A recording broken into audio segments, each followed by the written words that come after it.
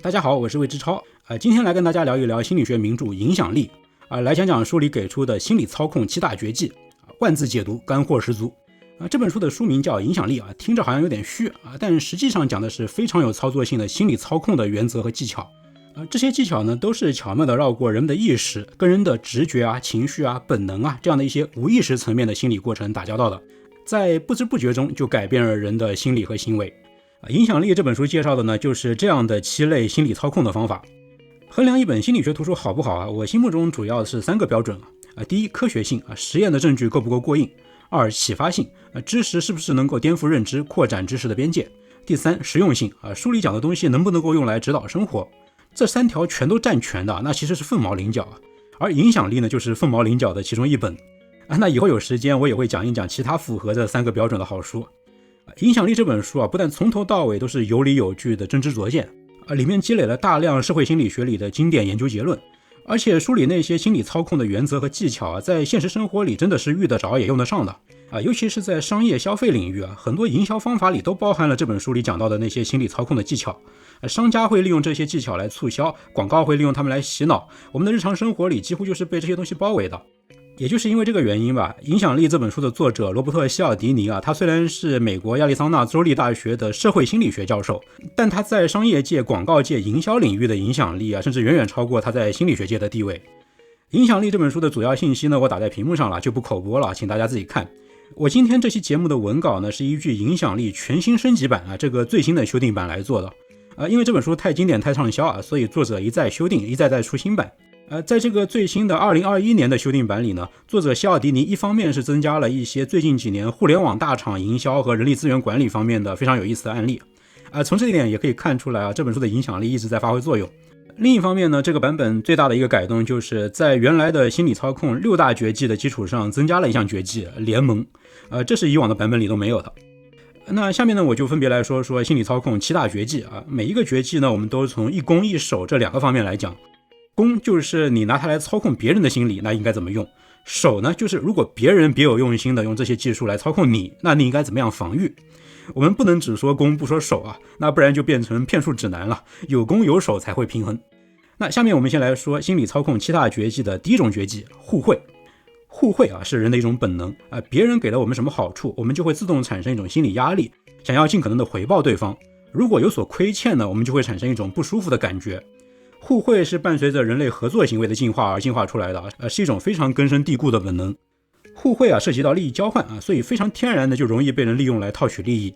最简单直接的一种技巧呢，就是先送你一份礼物然后再求你办事这就会事半功倍比如说募捐的时候，先给人送一份小礼物就更有可能会收到对方的捐款。再比如你逛街的时候商家会过来先送给小朋友一个玩具，那就更容易让家长掏钱买别的商品。安利公司在美国有一套销售策略销售员呢会把一套清洁用品拿到顾客家，让他们随便免费试用几天之后呢，销售员去回收的时候大部分客户都会买一套新的因为他们觉得用都用了，不买就亏欠了人家其实人家当天就把这套试用的搬到第2家顾客那里去了。再比如说大家肯定都遇到过的超市里有各种免费试吃试喝，那也是在利用人的互惠心理免费的往往都是最贵的，吃人手短拿人手软你喝完免费的酸奶，那是不是就有了那么一点亏欠感不顺手买一提，就好像对不起这个销售员。你可能会说，我就是头铁我就是脸皮厚，我白吃白喝就是心安理得你别这么自信有人做过研究，超市的免费试吃其实也会提高其他产品的销售额。也就是说呢，你喝完酸奶之后欠人家情的这个感觉会盘踞在你的潜意识里，让你不自觉的会多买其他东西。我们只是以为自己头铁但其实我们都心软得很。那比起送礼物和试吃试用更加高明更加隐蔽的呢，是拒绝后撤策略。这是一种谈判高手经常用的谈判策略。那什么是拒绝后撤策略呢？就是为了让你答应我的一个小要求，我就先提一个大一点的夸张一点的要求如果你拒绝了我这个夸张的要求呢，那我就退后一步，我退让一步，提我那个小要求。这么一操作呢，对方同意那个小要求的可能性就会大幅提升这是为什么？因为对方如果感觉我们退让了一步，他就会觉得自己也有义务要退让一步，接受我们的那个小要求。我们潜意识里觉得让步也是要互惠的，所以这是一种互惠式的让步但对方其实就中了我们的圈套嘛，因为我们一开始的让步其实是假的。这种拒绝后撤策略的威力是非常强大的，强大就表现在只要我们先拿一个稍微大一点的要求勾你一下，那么哪怕我后面跟着的那个小要求其实不是一个小要求，其实是一个非常不合理的要求，你也会乖乖答应。影响力的作者西奥迪尼他自己就做过这么一个实验，他在大学校园里面接彩，问那些路过的大学生愿不愿意每个星期花2个小时为少年犯当辅导员，为期至少2年。结果当然是所有人都拒绝了，这个要求太过分了。然后呢，研究者就紧接着问他们愿不愿意花1天的时间陪伴少年犯去游览动物园，结果很多大学生居然就同意了。但实际上后面这个要求也是非常过分的，直接拿着后面这个问题去问人家的话，大部分人也都直接拒绝了。可见这个拒绝后撤策略有多厉害。当然这种做法也是有限度的，如果一开始提的那个要求实在是极端到了完全不合情理的地步，那对方就会觉得你是在耍他，那他就直接掀桌子翻脸了。好，说完怎么样利用互惠心理来操控人心，那接下来我们再来说怎么防御。别人如果利用互惠心理来操控你，那你应该怎么办呢？西奥迪尼在书里提了2点。第一呢，我们刚才就提过，厉害的心理操控技巧都是绕过意识，直接跟你的本能跟你的直觉对话的。利用互惠心理也是这样嘛，你那种亏欠感是自动产生的，而且你都未必意识得到它存在。所以呢，我们总是防不胜防。但是这种技巧一旦说破，一旦你现在已经知道了有这么一种技术，你就不会那么容易上钩了。其实学习这些知识和案例的过程，了解这些心理操控技巧的过程本身就是一个训练防骗技能的过程。所以呢，西奥迪尼是强烈暗示要学好这本书有点自卖自夸的嫌疑，但是道理是不错的。很多心理操控技术就是怕你不知道不知不觉就中了人家的道。一旦你知道了有这么一种手法，它的威力就丧失了一大半。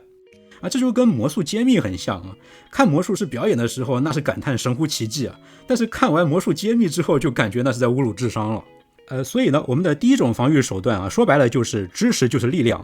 这其实是对下面其他所有另外6种心理操控手段都适用的一个防御总原则你知道这些技巧就比不知道要强上了万倍。第二个防御手段呢是建立在第一步之上的，一旦你意识到对方是在利用互惠心理在给你下套，那你就应该毫不犹豫地收敛起自己的亏欠感。你要知道你不欠对方什么，对方只是利用你的亏欠感赚钱而已。所以对方给你任何小便宜，你就别客气别有任何道德负担，尽管心安理得的收下就可以了。逛超市的时候尽管吃饱喝足，销售员上门给你送各种试用品的时候，你就照单全收，然后客客气气的送他出门。这第二个防御手段说白了就是脸皮一定要厚，只要我不尴尬，那就是你尴尬。好，下面来说心理操控7大绝技的第2大绝技社会认同。社会认同说白了就是从众心理嘛。利用从众心理也是很容易进行心理操控的，只要给你一些暗示，让你感觉其他人都这么选都这么做，那你心里就会自动产生一个压力，想要跟别人保持一致这就是从众嘛。在麦当劳甜品站只要服务员告诉顾客来份甜点怎么样，麦旋风是最受欢迎的，麦旋风的销量就会激增 55%。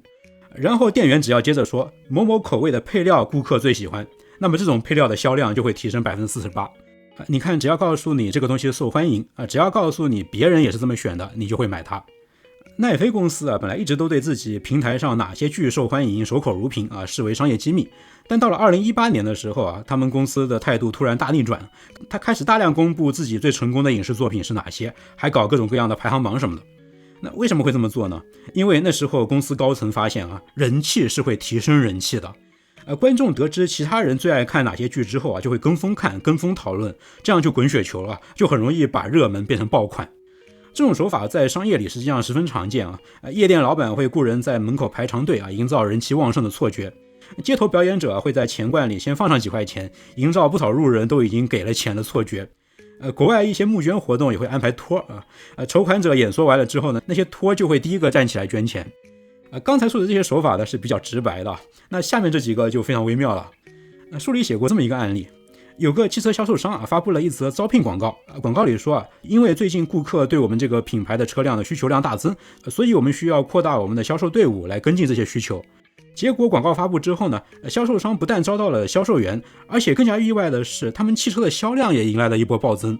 这是怎么回事呢？首先当然是因为从众嘛，除了应聘者普通消费者也通过广告了解到这个品牌的销量非常好所以大家就随大流，也都跑过来买了。但更加重要的是，销量很好这个信息是招聘销售员的广告无意间透露出来的，加引号的无意间人们一旦察觉到对方是有意向自己透露信息，那他们很有可能就会警觉。但是如果人们认为这个信息不是用来说服自己的，他们的警戒就会完全放松，所以他们就更加容易被这种好像无意中透露出来的信息给说服。其实这里边就已经蕴含着一种防御心理操控的手段了，那就是特别要小心那种无意中透露出来的信息。什么哎呀我说漏嘴了，什么哎呀我这个本来不应该被你看见的，听到这种话术都要特别小心啊，十有八九都是套路。再来看下面这个案例啊，在海外可以赌马的那些地方啊，赌马老手啊都有一种操纵赔率的手法。比如说呢，一位老手早就看准了哪匹马赢的机会会更大。这时候呢，他先会挑选一匹赔率比较大，比如说15:1，也就是根本没有机会赢的一匹马。等下注窗口一开，这个人就把$100投在这匹烈马上。于是呢，积分板上显示的赔率就一下子下降到了2:1。这就创造出了这匹马好像很受欢迎的这样的一个假象。这一下呢，从众心理就会开始发挥作用。其他那些没有什么把握的人，一看这匹马的赔率一下子上来了，以为有人知道啥内幕，于是他们就把钱都压在了这匹好像很受欢迎的马的身上。这时呢，一开始那个赌马高手啊，就会回到投注窗口，在他真正看中的那匹马上投下重注，因为现在这匹马已经不是最受欢迎的马了，它的赔率就大大升高了，于是他就可能赚到翻好几倍的大钱。好，利用人的从众心理来操控人心的例子说的差不多了，那咱们切换到防御的角度，我们怎么样摆脱这种心理操控呢？希尔迪尼在书里主要给出了2个建议。第一，还是跟刚才说的一样，我们现在知道有人会利用从众心理来操控你，那你就要特别留心，某某很受欢迎这样的一类信息的话，很有可能是被人伪造的，不要随便跟着这种信息走，那很有可能是一个陷阱。第2个建议呢，是针对从众心理的一种非常特殊的情况的，这种特殊情况叫做人众无知。人众无知最典型的一个例子就是你走在街上，看见有一个人倒在路边，你是第一次经过这里啊，你不太清楚状况，这个人到底是一个需要帮助的人呢，还是一个天天躺在这里的酒鬼呢？于是呢，你就往四周看了一看，结果发现别人都好像若无其事的走过去了。于是你就觉得，大概他们都知道这是个酒鬼吧，那我也走开好了。实际上呢，别人也不知道这是啥情况，他们其实也是在看别人怎么反应。结果就是你看我，我看你，其实大家都是蒙圈的，但是所有人都以为别人知道这个人是不需要帮助的，于是每个人都走开了。这就是人众无知，其实每个人都是懵的，但是每个人却都以为别人明白。那么在这样的一种情况下，那个需要帮助的人就成了从众心理的一个受害者。那么如果你正好就是那个需要帮助的人，假如你至少还能够求救，那你应该怎么样破解这个局面呢？那最好的方法就是你要从围观的人群里找出一个人来，盯着他，直接指着他说，你穿蓝夹克的那位先生，我需要帮助，请你叫救护车来。别宽泛的求救，那样人群可能还是会陷入我看你你看我，最后没有人敢贸然出手的这样的一个状态。你必须明确的指定其中的一个人，这样你获得帮助的几率就会大幅增加。因为战胜本能的通常都是另一种本能，明确的指定一个人，就是用责任感这种本能来压制从众本能。这比宽泛的求救效果要好得多。好，那我们下面再来看心理操控七大绝技的第3种绝技，权威。人们很容易轻信权威啊，所以呢，如果一个人只要把自己包装成权威的样子，他就非常容易轻易的说服别人相信他的话，购买他推荐的产品等等等等。书里提出啊，说服力最强的那种权威同时具备2种素质。第一，看起来很有专业知识；第二，有可信赖感，也就是看起来值得信任。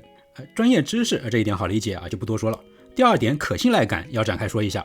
这个说的是我们除了希望权威人物为我们提供那些专业信息之外呢，我们还希望他们是值得信赖的信息来源。如果这个权威看起来是为某种利益服务的，或者是让人感觉他有所隐瞒，不够真诚，那么他的说服力就会大打折扣。那权威怎么样增加自己的可信赖感呢？有一种策略极其有效那就是在陈述观点的一开始，早早的提到自己观点的缺陷，而不是只描述优点。只要先把缺点亮出来受众就会立刻认为这个权威显得很真诚。在法庭上，抢在对手之前承认自己这方弱点的律师会显得更加的可信，他们打赢官司的概率就更大。在广告里强调产品的优势之前，如果先承认缺点，往往就能让销售量大幅提高。再比如说，求职者面试的时候可以说，我在这个领域的经验不够但是我学得很快，这句话利用的也是同样的原理。再比如，软件系统的销售员可以说，我们软件的架设成本并不是最低的，但是我们的系统效率非常的高，你很快就能够回收成本这后面的道理都一样。股神巴菲特是玩这种策略的大行家。在他那个非常著名的股东大会做报告的时候啊，一般来说他一开始都会介绍自己在过去这一年里犯的某个错误，或者是公司在过去一年里出现的一个什么问题，探讨它可能会对公司的未来造成什么样的影响。巴菲特不但不会像其他公司年报里经常做的那样掩盖困难或者大事化小，反而是会反过来声明：第一，他充分认识到公司的问题所在；第二，他完全愿意揭露这个问题。这带来的结果就是，等他接下来介绍他公司的强大实力的时候听众会对公司产生更加深刻的信任。不过呢，这种招数也不是万能的。研究证明只有在负面情况真的发生之后，承认负面情况这个策略才是有效的。所以如果没有错误也要制造一个错误出来承认，那很有可能会适得其反。关于权威，还有一点要特别说明并不是只有那些地位高高在上的大人物才会被我们认为是权威。很多专业人士其实也是权威。所以在一些骗术里只要一个人穿上了专业制服就能够轻易的骗取很多人的信任。比如书里提到过这么样一个案例国外有银行为了测试自家的银行软件系统的安全性，就雇佣了一批白帽黑客来模拟窃取自家的秘密信息。结果你猜这些黑客最后是怎么样把一些机密信息给偷走的吗？他们根本就不是用什么计算机黑客技术，而是把他们自己打扮成什么除虫公司的消毒人员，什么修管道的技师。他们只要穿上相应的制服，然后跟银行保安、跟银行办公室的管理者说自己要去办公室杀虫，去机房修管道，那些保安和管理人员就二话不说把他们领到了外人进不了的那些保密区域，然后这些黑客就可以很简单的直接在银行内部的电脑上窃取情报，甚至都可以把整台服务器扛走。计算机技术搞不定的，穿一套制服假装权威就全部搞定了。那么我们来到防守的这一端怎么样可以防范有人假装权威来骗取我们的信任呢？希尔迪尼说遇到权威试图发挥他们的影响力的时候我们要问自己两个问题。第一个问题是，这个权威是真正的专家吗？这个问题呢，能够让我们把焦点放在两个关键信息点上。第一，这个权威的资格；第二，这些资格是否跟眼前的这个主题有关。也就是说呢，你得先查查这一个人的资质是不是靠谱，然后再想想这个人的专业资质跟眼前的这个主题是不是有关。比如如果有一个医生向你推荐股票，哪怕是医药股你是信还是不信这个你就要琢磨一下。我们要问自己的第二个问题是，这个专家说的是真话吗？多想一想专家会不会因为我们的信任而得到好处。别忘了他们是可以利用一些小策略就让自己显得很真诚的，但是假装出来的真诚也无法完全掩盖最后的目的。说到这里呢，你应该感觉到了，在心理操控这个领域矛和盾、攻和防的体量是严重失衡的。利用各种技术来操控别人的这些花招特别多，骗子都特别能整活。但是防御的手段呢，往往都是特别的朴实无华就是抓住那么几个根本要点，四两拨千斤基本都是这么一个路子。好，下面呢，我们再来看心理操控七大绝技的第4种绝技——承诺与一致。承诺与一致的意思就是说，我们每个人都有一种让自己的言行保持一致的愿望。所以一旦呢我们做出了一个选择，或者是做出了一种承诺，我们就会感觉到一种内在的压力，要求自己按照自己的承诺去做事，或者是要求自己前后保持言行一致。于是呢，有人就可以利用这一点，先诱导你做出一个承诺这样呢，你接下来就会在自己的心理压力的驱使之下，乖乖的按照前面做出的那个承诺来做事在我个人看来这是影响力整本书7大绝技里最强大的一种它的变化非常的多其中有一些变化又非常的隐蔽，让人防不胜防操控人心的力量因此也是非常的霸道最爱利用承诺与一致这种心理来操控人心的，首先当然还是商家在每年的圣诞节之前呢，美国的玩具销售商都会在媒体上投放圣诞节上市的一款新款玩具的广告，然后在圣诞节那天家长就带着孩子们兴冲冲的赶到玩具店去买那款玩具，但十有八九店员都会告诉家长这款玩具太火爆了，已经卖完了。这时候呢，孩子当然就开始满地打滚了，跟爸妈说你答应过我要买这个玩具的那家长拗不过就买了另外一款玩具。然后呢，圣诞节销售旺季已经过去了有一天呢，爸妈又带着孩子偶然逛到这家玩具店结果呢，就看到之前断货的那一款玩具现在已经有货了这时候孩子看到了又满地打滚，跟爸爸说你之前答应过我买这一款玩具的。于是家长又乖乖掏钱，在淡季买了这一款圣诞礼物。你看出猫腻在哪儿了吧？商家操控的正是家长的承诺与一致这种心理，而且是连续操控了2次。卖给孩子的商品都有这样的一个特点那就是掏钱的是家长。所以在购买商品之前呢，家长往往都是先答应了孩子要买的这就是承诺。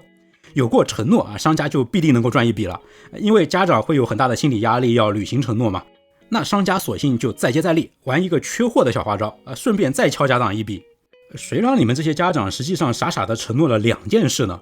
你承诺了第一买圣诞礼物，第二买这一款玩具，那活该坑你们2次嘛。除了商家，在企业内部的管理上，企业管理者也很善于利用承诺与一致心理。亚马逊公司有一个非常神奇的规定，他每年都会向自己物流中心的员工提供$5000的奖金，鼓励他们离职。这太奇怪了，员工离职之后，公司要付出的成本是很高的，招聘、培训新的员工等等都要花费不小的成本啊。亚马逊公司自己的解释是这样的，他们说，为不满意或者士气低落的那些员工提供一条诱人的退出道路其实是能够节省资金的因为这些员工实际上会让公司花费更高的医疗成本等等生产率也更低。但是希奥迪尼在这本书里边一针见血，他说这很有可能是亚马逊的一个非常高明的心理操控技巧。因为只要拒绝了重金诱惑，选择不离职，那就意味着员工向公司做出了认同公司的一个承诺。这些留下来的人会变得对公司无比的忠诚，因为那些留下来的员工相当于对他们自己说了这样的一句潜台词：我都拒绝了那么丰厚的离职奖金而选择留下来，那我肯定是对公司非常满意的。也就是说呢，这5000块钱奖金根本就是指东打西的。这张5000元支票操控的其实恰恰是那些没有去兑现这张支票的人这一招真是既隐蔽又狠辣。诱导对方做出承诺这一招还可以用在面试场合。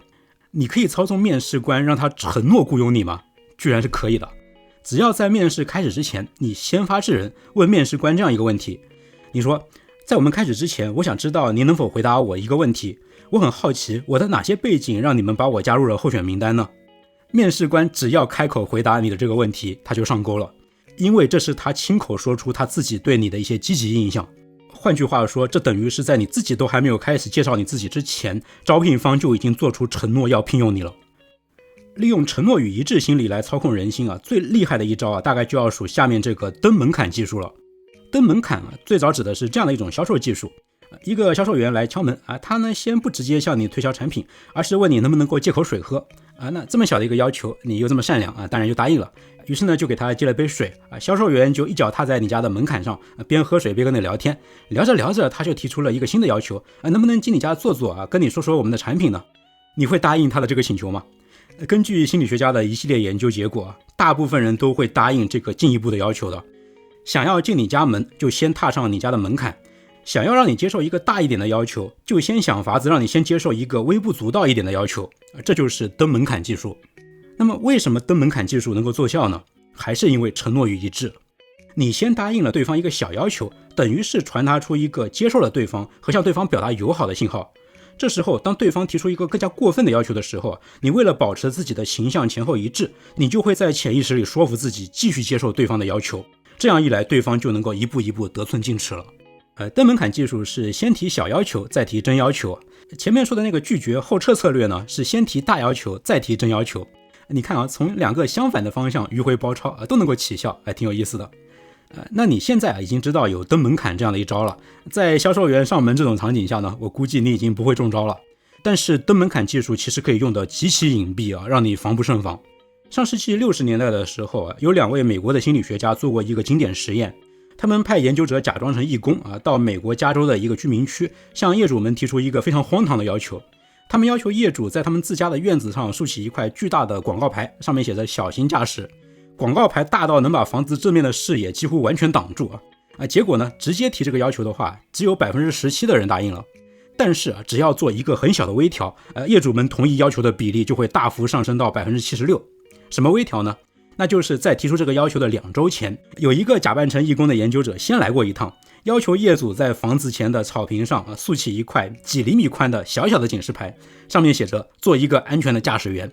这个要求实在是太微不足道了几乎所有的人都答应下来了。而这发挥了巨大作用，2个星期之后这些业主里的大部分居然都同意在院子里竖起那个巨大的广告牌。实验如果只到这里的话，估计还不会让你感觉有多惊讶，这跟销售员借水喝没有什么两样嘛。让人惊讶的是下面这一步操作。研究者这一回呢又找了一群业主，这一回业主们是先收到一份请愿书，要他们签名支持保护加州的美丽环境这样的一份请愿书当然差不多所有人都签了名。然后呢也是过了2个星期义工们上门要求竖起那块巨大的广告牌，结果也有将近一半的业主同意了。这就很有意思了，因为几个星期之前业主们做出的承诺跟小心驾驶毫无关系啊，那是关于另外一个议题的，是关于保护环境啊。那为什么风马牛不相及的一个小要求也能够起到这么大的作用呢？主持实验的心理学家是这么解释的：签署环境保护的这个请愿书啊，使这些业主们对自己的看法产生了一个改变，他们把自己当成了具有公益精神、履行公民职责的好市民。那既然我是这么负责任的好市民，我当然要支持小心驾驶了。这就是登门槛技术最隐蔽的一种用法了。有些人会先诱导你在 A 这件事情上做出承诺，然后你就会说服自己在 B 这件事上接受夸张的要求。作者西奥迪尼开玩笑说，自从他看过这个研究之后啊，就吓得不怎么愿意在任何请愿书上签名了。天知道自己会不会在另一个风马牛不相及的事情上中招呢？那我们来看一看有什么样的方法可以防范这些利用承诺与一致心理的心理操控术。其实还是那种四两拨千斤的路子啊。西奥迪尼说，面对这种利用承诺与一致的心理的招数的时候呢，我们要关注自己的2种身体信号。第一种身体信号呢是肠胃信号。每当我们意识到自己中了套啊，被迫答应了一个并不想要答应的要求的时候呢，我们的胃就会有那种收缩的感觉，可能你也体验到过。为了让自己的承诺不落空啊，我们的脑子会想的太多，但是往往我们的身体会很诚实。不要错过这种身体报警的信号。如果觉得自己的胃在收缩，你就要反省一下自己是不是上当了。第二种信号呢是心灵信号。在刚才的例子里我们也说到啊，有些时候我们上当是非常的不明显的啊，这些手法是很隐蔽的。这时候我们的肠胃就不会警铃大作。那这个时候呢，我们就要问自己一个问题，我们要问自己，在知道了现在的情况之后，如果能够退回到最开始重新做选择的话，那我还会这么做吗？问完这个问题之后，在接下来的那一瞬间，你要体验一下自己心灵深处有没有涌起一些可能很微小的情绪感受，这点感受是不是负面的，是不是让你觉得不太舒服？如果是，你就要立刻反思当前的选择。我们总是先体验到感受，过了短暂的一个瞬间之后才把它合理化。虽然在生活里啊，理性的反思是非常重要的，但是在这种被人诱导陷入陷阱的情况下，你的第一时间的感受到的那种情绪化的反应往往才是正确的。好，下面我们再来看心理操控7大绝技的第5种绝技，喜好。喜好啊，就是利用别人对我们的喜爱来获取利益。我先想办法让你喜欢我，然后我再向你提建议，向你销售东西，你就更加容易接受了。当然我们还可以想办法直接让你喜欢上我的产品这也可以。我们最后要说的这3种绝技，喜好还有下面的稀缺、联盟相对于前面几种呢，变化相对比较少也比较容易识别，比较好理解，所以咱们就用比较少一点的篇幅来把它们说完。我们先来说喜好怎么提升一个人或者一件商品在对方心目中的好感度呢？有直白的方法，也有比较微妙一点的方法。直白的方法有这些第一，增加外表魅力，颜值越高越受人喜爱这没办法，这是人的本性。第二，赞美，也就是拍马屁也可以让人更加喜欢你。拍马屁最绝的一点在于即使对方知道你只是为了讨好他才拍他马屁，他还是会喜欢你。千穿万穿马屁不穿这不但是老祖宗的智慧总结，也是被今天的心理学实验验证盖章的。第3种增加好感度的方法呢，就是提供帮助和关心这会让别人喜欢你这不用多解释。那有直白的方法，也有比较微妙的手段，比如说增加相似性，人们喜欢跟自己相似的人。在销售里有一种非常常见的技巧是假装跟客户有共同的兴趣。比如说你开车去看房，销售非常热情的出门来迎接你帮你开车门。这时候他其实会悄悄观察你车里的东西。如果看见你后备箱有露营设备，他就会在后面的谈话里不经意间谈起露营的话题，让你以为遇到了知音。那刚才说的这一些呢，都是让卖东西的这个人变得更加讨喜那当然也可以直接让我的产品变得更加的讨喜。让一件物品变得讨人喜欢最普遍的一种做法就是利用人们爱屋及乌的这种心理，也就是关联心理这也是一种非常强大的本能我们会下意识的因为喜欢 A 而喜欢上跟他老是一起出现的 B所以广告最常用的一种手法就是把自家的产品与那些人们喜闻乐见的东西关联起来比如请你看屏幕上的这个广告这是某手表品牌的一个平面广告。你能发现这个广告里手表跟哪些正面的东西发生了关联吗？第一种关联非常的显而易见那就是跟这些有魅力的明星关联在一起。第二种关联呢就不是那么明显了，但其实也有非常强的心理暗示效果。那就是广告中这个手表指针的位置使得这个手表看起来像是在微笑这会让人在观看这个广告的时候产生更多开心的联想这也非常有助于提升你对品牌的好感。那么我们应该怎么样防范这些利用喜好心理的操控手段呢？仍然是四两拨千斤啊。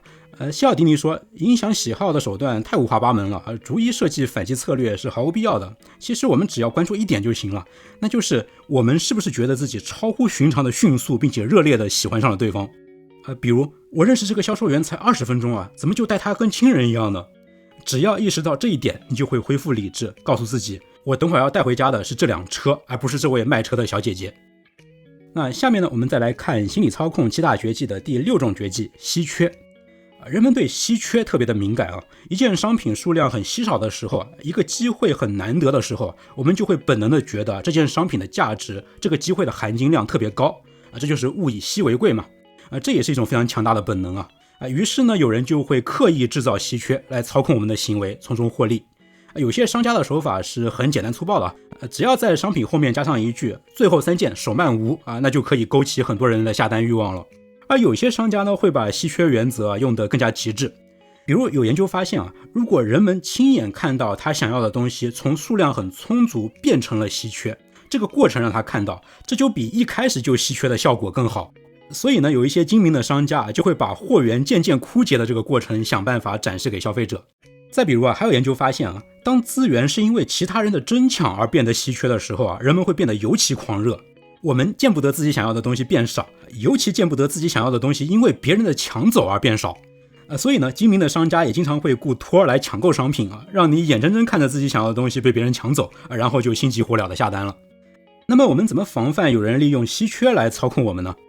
西奥迪尼给出的建议是跟有人利用喜好来操纵人心很类似当有人利用稀缺心理来操控我们的时候我们也会体验到一种高涨的情绪只不过这一回呢，我们体验到的不是突然高涨的喜欢上了一个人那样的情绪面对稀缺的时候我们体验到的是突然高涨的渴望是那种心急火燎的想要占为己有的那种感觉。只要体验到这种感觉我们就应该提醒自己说不定是有人在玩稀缺手法，必须要谨慎行事。西奥迪尼说这里边其实隐藏着一个很重要的洞见。这时候如果我们下单那么喜悦并非来自对稀缺产品的体验，而是来自于对它的占有所以我们务必要记住，稀缺的东西并不是因为难以到手就会变得更好吃、更好听、更好开、更好用。那最后呢，是心理操控7大绝技的第7种绝技联盟。所谓联盟呢，就是我们更愿意顺从自己群体的人。如果我把你当做了自己人，那么你的要求我就比较容易顺从所以当然也就会有人利用这一点利用我们都是自己人 We are family 用这样的一个心理暗示来获取利益，假装我们是一家人这样的一种手法呢，也有比较直白的用法和比较微妙的用法。先来看直白的有些企业有些公司每天都会让员工早上到齐之后一起跳操，一起喊口号这么做有什么用呢？人的心智里其实有一个 bug 那就是特别容易把那些与自己同步运动的人当作自己人几乎所有原始部落都会定期把部落里的人聚在一起跳舞，部队经常要操练整齐划一的正步走这些手段都是可以凝聚人心的。员工一起跳操起到的也是这种效果。利用联盟心理还有比较微妙的手段。比如说在一个研究里消费者被分成了2组他们都看了一家他们经常光顾的快餐店的商业计划书，然后呢，要求其中的一组消费者去提建议，另外一组消费者呢提期待。然后你猜最后是哪一组事后更加想去光顾这家餐厅呢？是前面提建议的那一组。因为陌生人之间反而是要相互客气的通常是比较亲密的人，是自己人才有资格向一个人提建议，所以提建议会让提建议的这个人把对方当作自己人